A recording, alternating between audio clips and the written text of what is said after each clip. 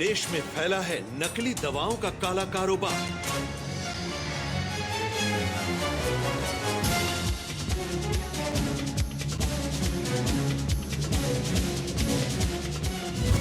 दवा बाजार में नकली दवाओं की भरमार।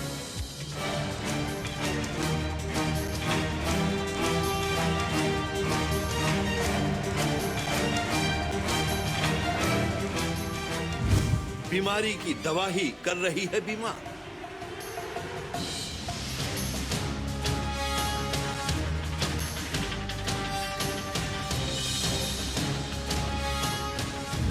सावधान, कहीं ये दवा नकली तो नहीं।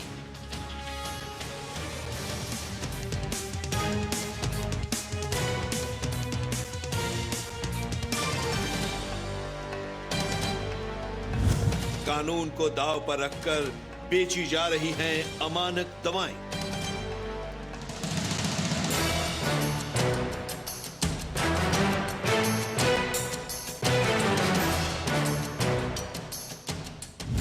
अमानक दवा लेना साबित हो सकता है आपके लिए घातक। नमस्कार, मैं हूं रमेश अवस्थी। क्या आप पर भी दवा असर नहीं कर रही? क्या बीमारी में आराम ना मिलने से आपको बदलना पड़ रहा है डॉक्टर?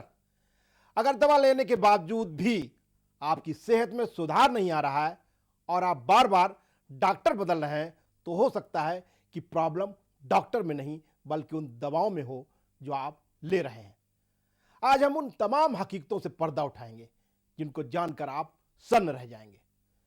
वो दवा जो जीवन रक्षक न होकर जीवन भक्षक बन जाए तो सोचिए क्या होगा। इसी पर देखिए हमारा खास कार्यक्रम नकली दवा का जाल।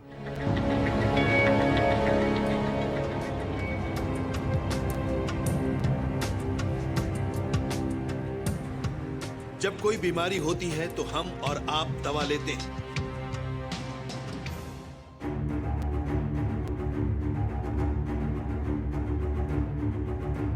लेकिन हमें नहीं पता कि हम दवा के नाम पर असल में खा क्या रहे हैं।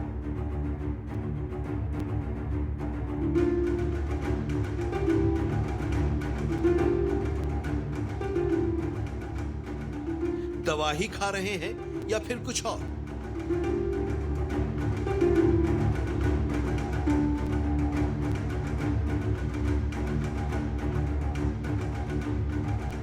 आप और हम दवा के दुकानदार और दवा की कंपनी पर आंख मूंद कर भरोसा करते हैं।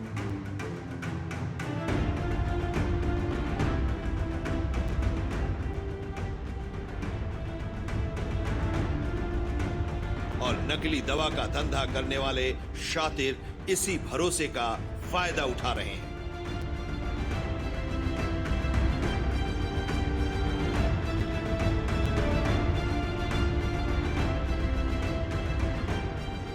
चिकित्सा के क्षेत्र को लाखों लोगों की जीवनदायी माना जाता है,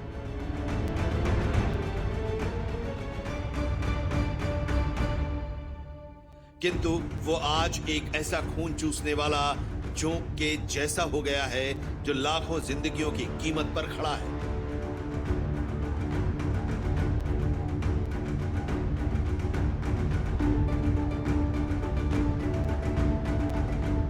देश की दुर्व्यवस्था का आलम यह है कि आम आदमी को पीड़ा से मुक्ति दिलाने के लिए डॉक्टरों के पर्चे पर लिखे गए नुस्खे की दवा में भी मुनाफे और मिलावट के सॉल्ट मौजूद रहते हैं।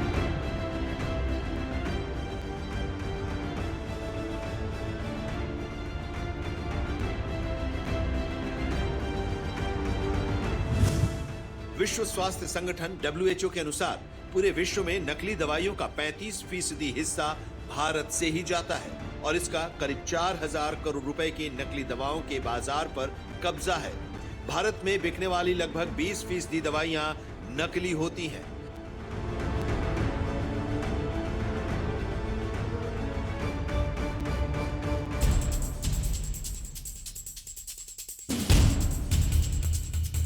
सिर दर्द और सर्दी जुकाम की ज्यादातर दवाएं या तो नकली होती हैं या फिर घटिया किस्म की होती हैं।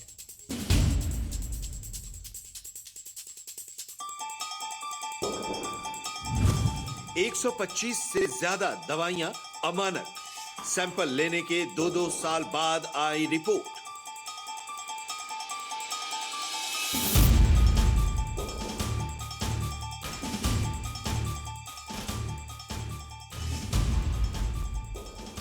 सिस्टम इतना सुस्त, दोषियों पर कार्रवाई तो दूर, ये तक नहीं पता कि इसका जिम्मेदार कौन।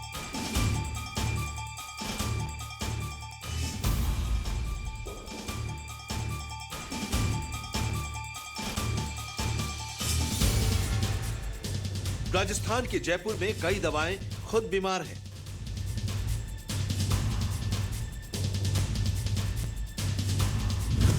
अंदेशा है कि पिछले 6 महीने में ही sugar, heart, blood pressure, neuro से जुड़ी करीब 50 लाख से ज्यादा घटिया टैबलेट मरीज खा भी चुके हैं।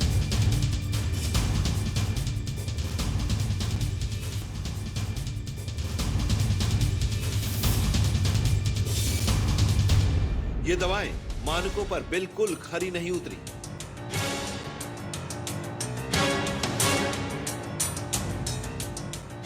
इनमें पर्याप्त मात्रा में सॉल्ट ही नहीं मिला।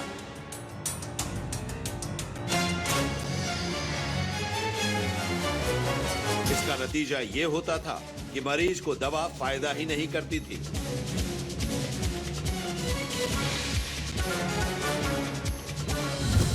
ड्रग्स विभाग की जांच में पिछले 6 महीने में करीब 125 दवाएं अमानक पाई गई हैं।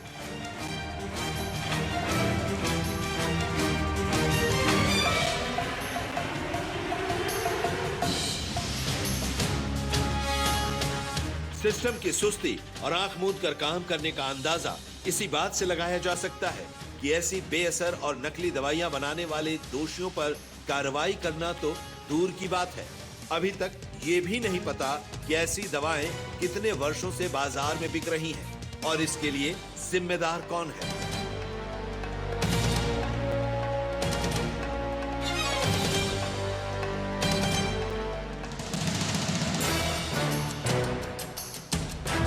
जांच पड़ताल से पता चला कि इनमें कई दवाएं ऐसी हैं जो साल 2017 में बनी, फिर बाजार में बिकनी भी शुरू हो गई और 2 साल बाद रैंडम सैंपलिंग में ये दवाएं अमानक घोषित की।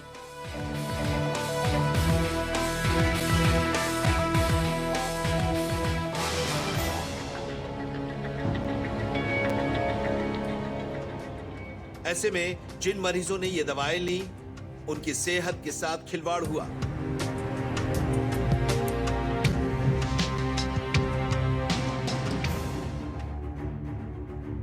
तमाम तरह की शारीरिक, मानसिक और आर्थिक तकलीफें मरीज के साथ साथ उनके परिजनों को भी उठानी पड़ी, वो अलग।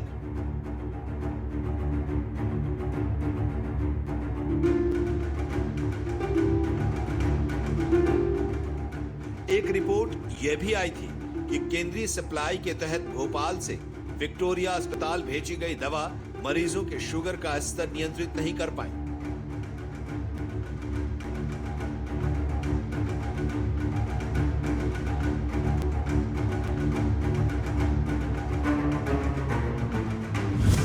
इसका पता तब चला जब भोपाल से भेजी गई दवा के 5000 में से 4800 टैबलेट मरीजों को बांटे जा चुके थे।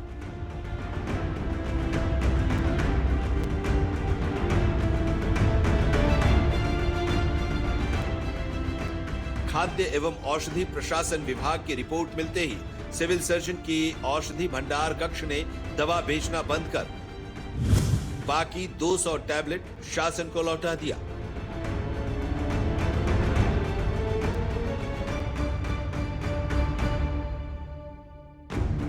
शासन को जानकारी दी गई कि औषधि विभाग द्वारा की गई सैंपल की जांच में दवा की गुणवत्ता की रिपोर्ट अमानक आई है।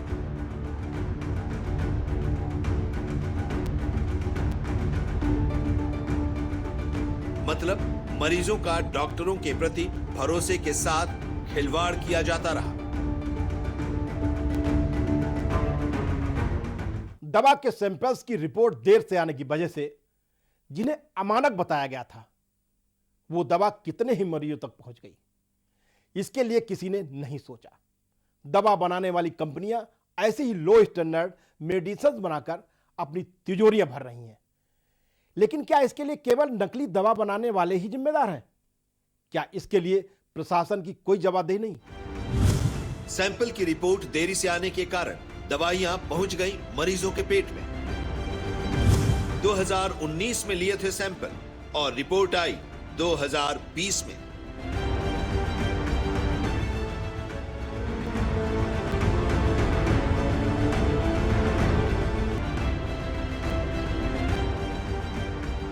औषधि विभाग के अधिकारियों ने बताया कि विक्टोरिया अस्पताल के परिसर में स्थित सिविल सर्जन के अधीन औषधि भंडार कक्ष से डायबिटीज के उपचार के लिए उपयोग होने वाली दवा के नमूने जुलाई 2019 में लिए गए थे।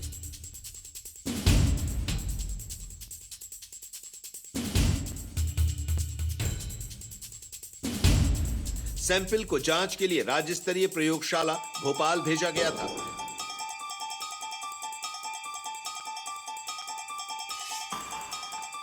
जहां से नवंबर 2020 में रिपोर्ट जारी की गई। रिपोर्ट में दवा को अमानक बताया गया है।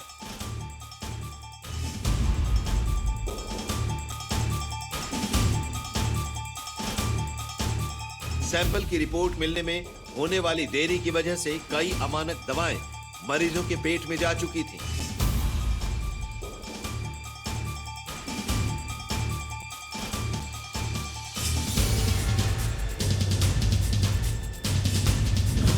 एक्सपर्ट्स ने बताया कितनी घातक हो सकती हैं अमानक दवाएं।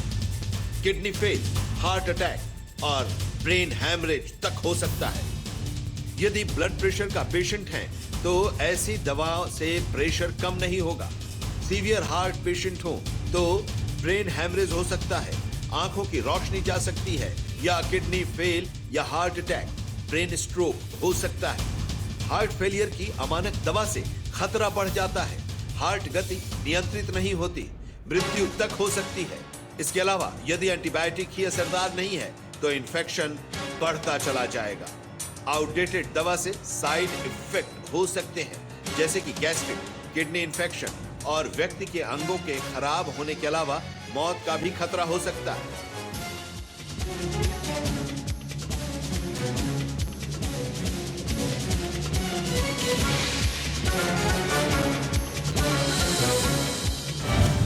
इन 5 उदाहरणों से अंदाजा लगाएं पैसे के इस घिनौने खेल में हमारे साथ क्या हो रहा। एलिम MF1 डायबिटीज के लिए सैंपलिंग 23 अगस्त 2017, रिपोर्ट 14 नवंबर 2018। पीड़ित राजस्थान में ही 4 लाख दवाएं बिक गई। क्या गड़बड़ी? शुगर रोकने के लिए मुख्य घटक क्लिमिप्राइड ही कम मात्रा में था। क्वेलपेन गंभीर इन्फेक्शन पर दी जाती है। सैंपलिंग 20 नवंबर 2018, रिपोर्ट 12 फरवरी 2019। पीड़ित 1 लाख से अधिक मरीज यह दवा खा चुके हैं। क्या गड़बड़ी? मुख्य घटक क्लेविल्यूनिक ही नहीं के बराबर था, यह बेअसर थी। बायोमिट GP1 डायबिटीज के लिए सैंपलिंग 9 जनवरी 2018, रिपोर्ट 14 नवंबर 2018। पीड़ित 1 लाख से अधिक लोगों को यह दवा दी गई। क्या गड़बड़ी? मुख्य घटक क्लिमिप्राइड कम था या फिर नहीं के बराबर था। थायरॉक्सिन सोडियम टैबलेट थायराइड की दवा सैंपलिंग 30 सितंबर 2019, रिपोर्ट 22 मई 2020। पीड़ित 2 लाख से अधिक लोग यह दवा ले चुके हैं। क्या गड़बड़ी? मुख्य घटक थायरॉक्सिन काफी कम था, यानी मर्ज बढ़ता रहा। फाइटल AM cardio disease sampling 20 December 2017, report 20 जून 2019। पीड़ित राजस्थान में ही 4 लाख दवाएं बिक गई। क्या गड़बड़ी? मुख्य घटक डेल्मासार्टिन और एम्लोडिपिन बहुत ही कम थे। स्वास्थ्य और उससे जुड़ी कंपनियों के लिए सरकार ने नियम और मापदंड बनाए हैं।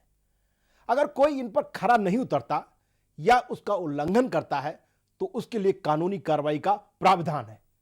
लेकिन फिर भी कुछ लोग बच निकलने का रास्ता खोज ही लेते हैं, जिसका खामियाजा आम लोगों को उठाना पड़ता है। कानून की किताब में 10 साल तक की सजा, पर हुई किसी को नहीं।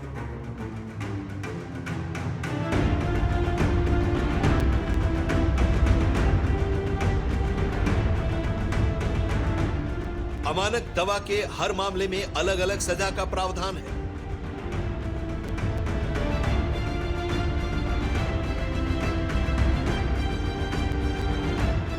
एक लाख से 3 लाख रुपए की जुर्माना के अलावा अधिकतम 10 साल तक की सजा का प्रावधान है।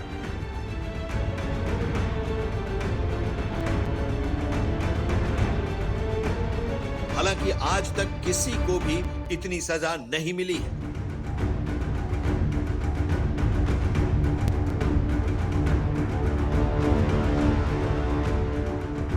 खाद्य सुरक्षा एवं औषधि प्रशासन विभाग के आंकड़ों के मुताबिक दवा बाजार में 10% से अधिक नकली दवाएं हैं और 38% दवाएं मानकों के अनुरूप न होने के कारण पर्याप्त असर नहीं करती हैं।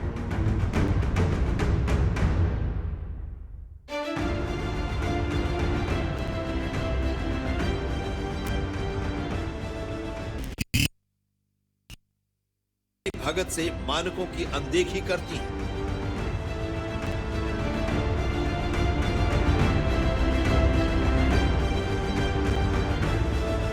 नकली दवाओं की कालाबाजारी के चलते मरीज के असली दर्द को असली दवा मिलना आज बड़ी चुनौती बन गई है।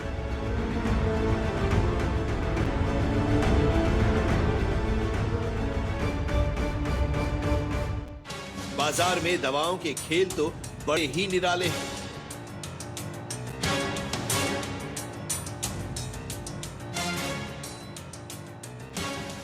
सबसे महत्वपूर्ण बात यह है कि प्रशासन सभी प्रकार के खेलों से वाकिफ है।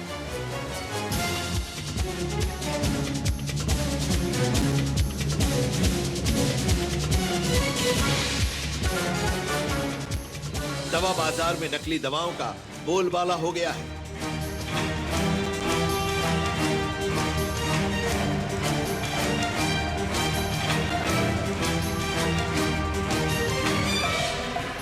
दुर्भाग्य की बात यह है कि खाद्य सुरक्षा एवं औषधि प्रशासन विभाग भी इन दवाओं पर नियंत्रण के लिए कोई ठोस प्रयास नहीं कर रहा है।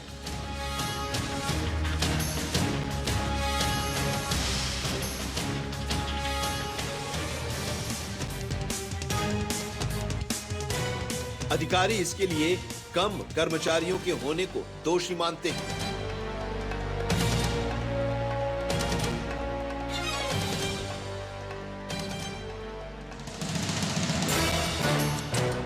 ड्रग इंस्पेक्टरों की कमी के कारण उम्मीद के मुताबिक जांच नहीं की जा सकती है।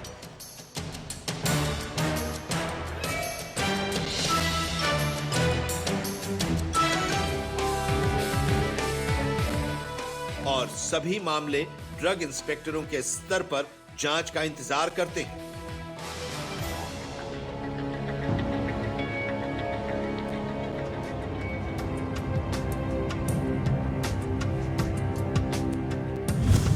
खराब दवाओं की गुणवत्ता के मामले में उत्तर प्रदेश, पंजाब, उत्तराखंड, मिजोरम, तेलंगाना, मेघालय, नागालैंड और अरुणाचल प्रदेश अव्वल हैं। यहां पर 11.39% से 17.39% दवाएं खराब थी, जबकि दिल्ली, ओडिशा, तमिलनाडु, पश्चिम बंगाल और चंडीगढ़ में 7.39% थी।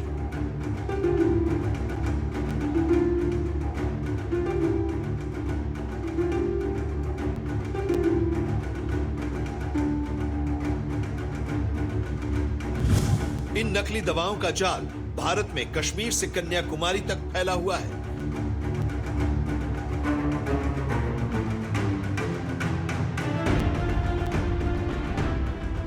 उत्तर भारत में दिल्ली में भागीरथ पैलेस को नकली दवाओं के व्यापार का गढ़ माना जाता है।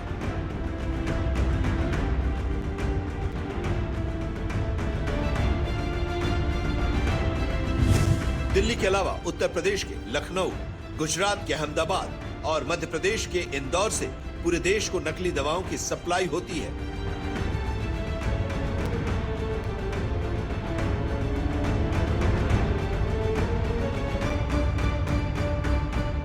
ज्यादातर नकली दवाएं झुग्गी झोपड़ियों में बहुत ही प्रदूषित वातावरण में तैयार की जाती हैं।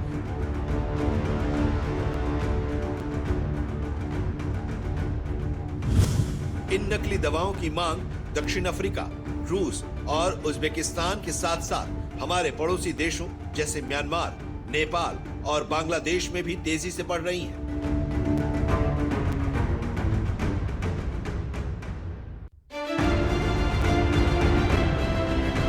नकली दवाओं के फैलते कारोबार पर सरकार, उपभोक्ता संगठनों और चिकित्सकों ने चिंता जताई है।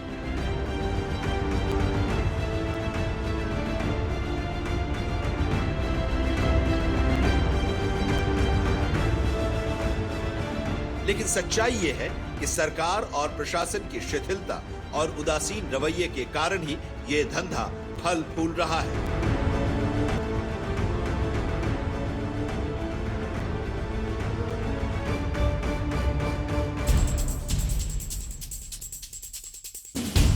दवा दुकानों को स्थापित किए जाने को लेकर फार्मेसी काउंसिल ऑफ इंडिया ने जो मानक तय किए हैं, उनका भी उल्लंघन हो रहा है।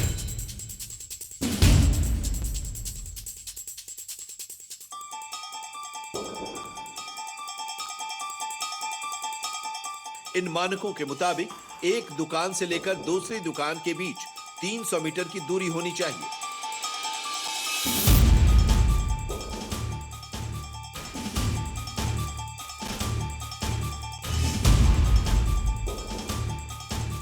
लेकिन भारत में एक ही साथ 3 से लेकर 10 दुकानें मिल जाएंगी।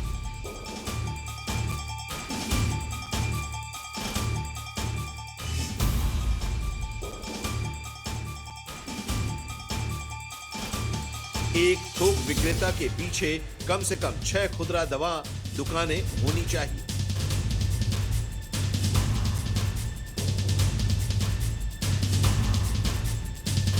लेकिन हकीकत में ऐसा नहीं है।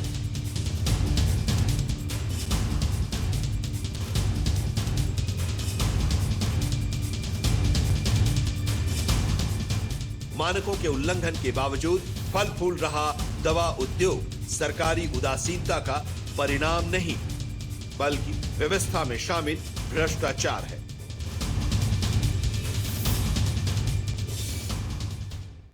जीवनदायी दवाओं का कारोबार बढ़ता जा रहा है, लेकिन अमानक दवाओं के सहारे स्वार्थी व्यापारी जनता के जीवन से खिलवाड़ कर रहे हैं। प्रशासन से हमारी अपील है कि इतने महत्वपूर्ण क्षेत्र को अनदेखा न करें और उचित कदम उठाएं, जिससे इस क्षेत्र की मान और मर्यादा पर कोई उंगली न उठा सके और लोग भी सुरक्षित रहें। हमारे इस कार्यक्रम में अभी बस इतना ही। मुझे दीजिए इजाजत और बने रहिए सहारा समय के साथ। सहारा प्रणाम।